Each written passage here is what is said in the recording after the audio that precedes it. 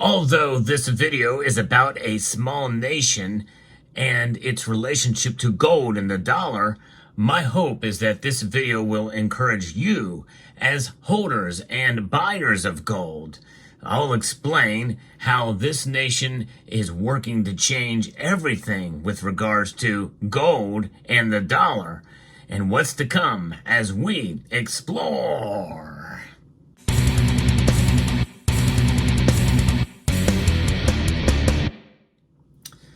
Whatever a nation does or a central bank does, we should do also.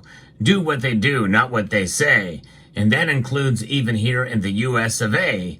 Because if you believe that the United States holds all the gold that we have, well, they are indeed doing it. They're holding on to that 8,133 tons, and they've not sold any of it. But we're talking about a much smaller nation. In fact, it is a nation that is joining with China to drive the gold bull market. And China is the second largest economy in the world, but they are having their set of problems as well as those of us here in the United States. This nation is having problems. China's having problems. Many nations around the world are struggling right now economically. And that's why many nations are turning to gold. One of the reasons why they're turning to gold, I'm going to be reporting from a piece here from Jan Nieuwenhuis that discusses Thailand's move into gold and what they have been doing. And you'll notice some similarities as to what they're doing and what many of us are doing. Some lessons can be taken from this. It is remarkable. Shedding its long-standing price sensitivity to the price of gold, Thailand is currently a gold buyer, driving the price up just like China. Present changes in the global gold market in which pricing power is shifting east could be a precursor to a transformation in the international monetary order. That would change everything for sure if that does occur. Possibly trade in the east will settle through a system connecting local CBDCs, while any remaining imbalances are transferred into gold. And that would be an interesting setup that could occur that would directly challenge the hegemony of the dollar. Pretty remarkable. Up until 2021, many countries in Asia were gold price sensitive. They were gold price sensitive for nearly 100 years. They bought when the gold price was steady or declining, but swiftly turned into sellers when the price increased. During this period, the price of gold was set in the West, and the East dampened volatility. And best demonstrated, with talking about how the gold has moved from west to east and the ebb and flood of gold that has been occurring during that time. After the war in Ukraine broke out in 2022, things started changing in the global gold market. We see that that has been occurring with the sanctions on Russia that have been set in motion, with large-scale gold purchases by the Chinese, who flipped from being price-sensitive to price drivers. And now we're kind of seeing that with Thailand as well, moving kind of in that same direction. It was really only until recently, according to the latest report that I reported on this channel, where China paused buying gold. That is the key word here. They didn't stop. They just paused buying gold for the month of May. International trade stats show that Thailand has followed China since November of 2023 instead of steadily accumulating and selling into rallies. And Thailand was a solid net importer, while the gold price went up 20%, essentially from $2,000 to $2,300. And it's been something to see for sure. The consensus is that elevated demand in Thailand is due to geopolitical tensions. Next to a long history of saving in gold, the Thai people are stimulated to buy gold as their central bank is accumulating the precious metal too. Boom, there you go. This is what applies to us as individuals. And the Chinese certainly know it. They've been accumulating gold, and by the way, also silver. But those of us here in the United States, even though our central bank isn't officially buying more gold, by the way, I think I may be the only person in this community who has made a suggestion that the United States very well may be accumulating gold in secret and just not telling anybody. A lot of people don't talk about that, but it would not surprise me if we are actually doing something smart and right behind the scenes. Who knows? It'd be very interesting to see what happens. And if somebody could actually do a transparent audit of the Fort Knox and our gold reserves, I think that would be much overdue to get an actual transparent audit of the reserves, of our gold reserves in New York and in Fort Knox. But the whole message here is that do what central banks do. Be your own central bank. Have gold in your portfolio. Indeed. Even where the prices are now. And we see them fluctuating a bit, but sadly, I don't see them going much lower where they're at now. In fact, I see them going much higher, especially with what could be coming, what could be designed to be coming by 2030.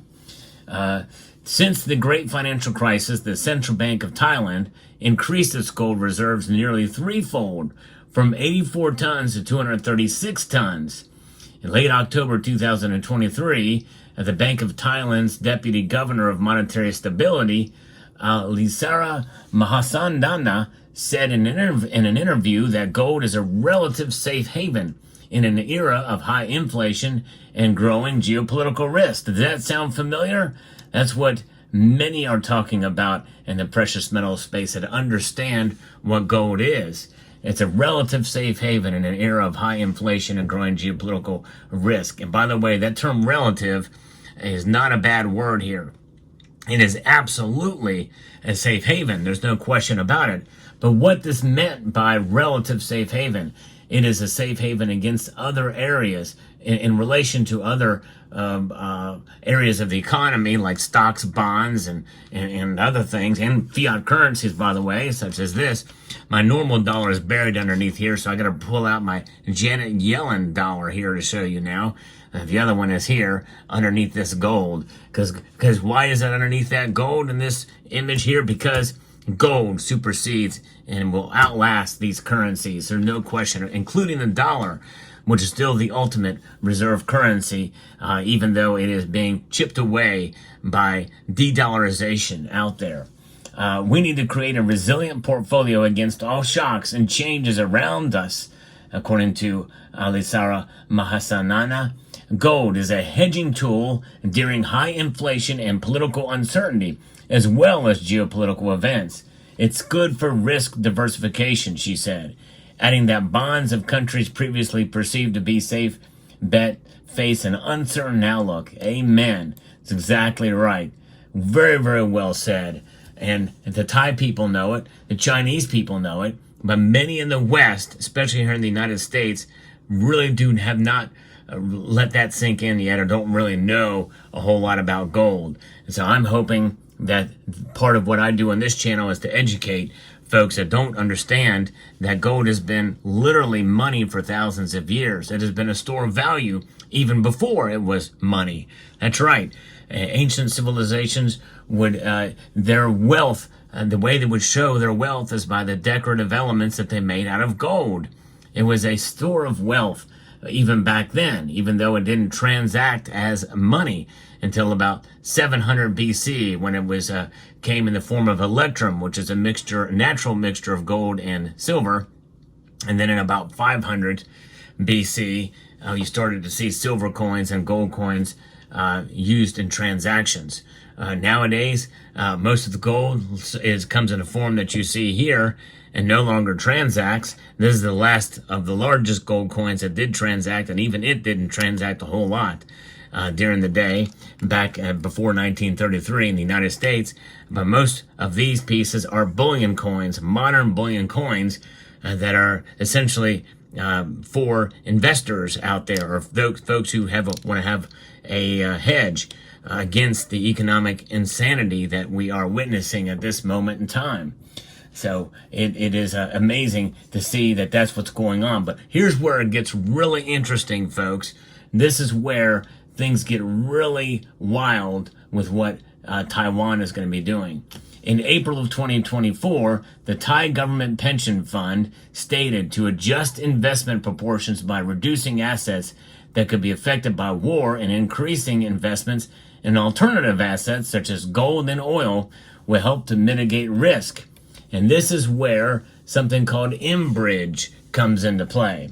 Although I don't know exactly who the buyers of the gold are we're going to see into Thailand, the author can't help but think that the country's change in gold buying behavior could be related to something called mBridge, which is an international payments project coordinated by the Bank of International Settlements Innovation Hub in Hong Kong, and the gold recycling theory suggesting that nations interested in parting with the dollar store trade surpluses in gold.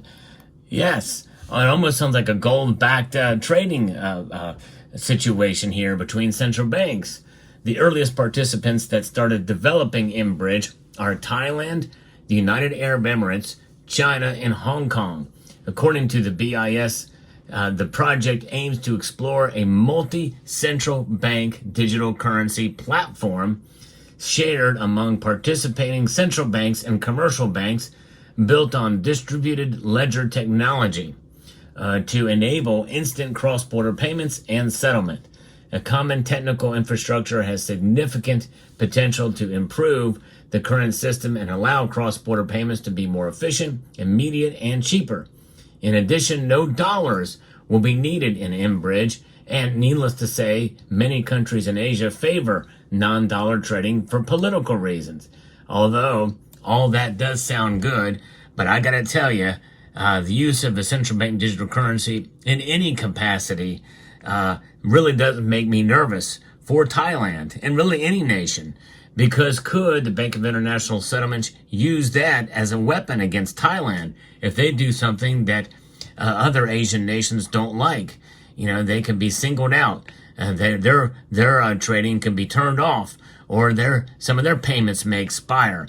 Maybe the rest of the participants need more capital in the system. So they may say, okay, well, some of these smaller nations that don't have the military might, they must spend some of their currencies into the system, or they will expire.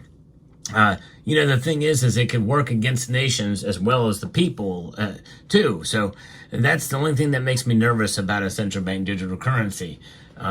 Whether or not the U.S. is involved. To me, any kind of central authority, such as the Bank of International Settlements, who, by the way, was the institution responsible for delegating gold as a Tier 1 asset, but really, we didn't need that to know that gold is a Tier 1 asset. When that was done in April 2019, we all know it is. Gold stands the test of time. Doesn't matter what any of the agency says about it. It doesn't even matter what the Constitution of the United States says about it. We know because essentially the ultimate authority is the Bible.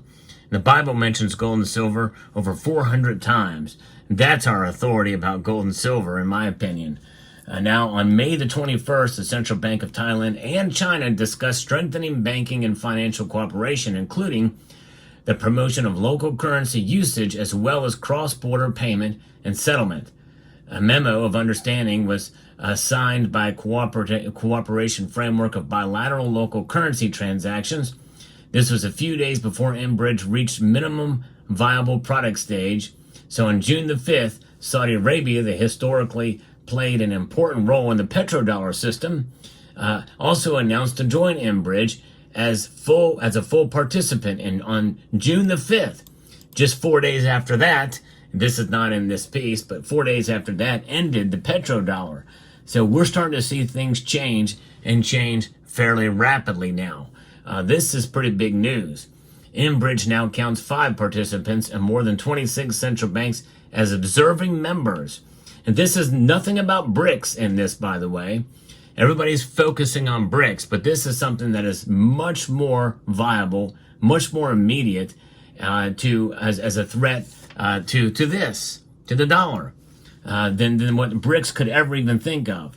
mBridge now counts these participants here because really what it boils down to is it's developed by China's Digital Currency Research Institute because China is in charge of the backbone of the system. It will be resistant to Western sanctions. And I think in a sense, China's setting this up because they very well may be invading Taiwan. And it may not happen tomorrow, but I think they're setting this up with some of these countries. And it's the most immediate thing that could be done that could pose a threat to the dollar that would probably resist any kind of sanctions that would be going on. It kind of goes on here more through this here. It just says that Russia is not a part of mBridge yet, but they very well may be forced to go into it because their economy is not as big. Obviously, it's not as big as China's. China really does hold all the cards, but they have to play their cards right, especially as they navigate what they're going to do in waters between them and Taiwan. But nonetheless, we have Thailand coming on board here as a nation that is continual buying. So Thailand is important here. How is this applicable to you? Well, you've heard part of it in this video earlier, but this is about buying gold and holding on to it, and buying at the dips when they come, because that's what they were doing before. But now they're essentially driving the price. But I think the more people that own gold, and yes, I am still talking to silver stackers out there too. I encourage all silver stackers to have some gold in their portfolio. And I have a challenge out that is still in action. That is the Golden Envelope Challenge to get at least 1 ounce of gold in your portfolio. Nothing wrong with fractional gold. Right now, the deals on fractional gold are like none I've not seen, I don't think ever, since I've really started paying attention to the market. So it's a good idea to buy some fractional gold now, for sure. But I think to hold 1 ounce of gold in your hand, there's nothing like feeling that weight and store of value in such a small space. It can be done, and it can be done on almost any budget, even at the prices where they're at today. But there's ways to do it fiscally responsibly as well.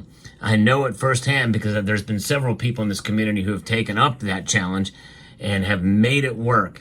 And you can too.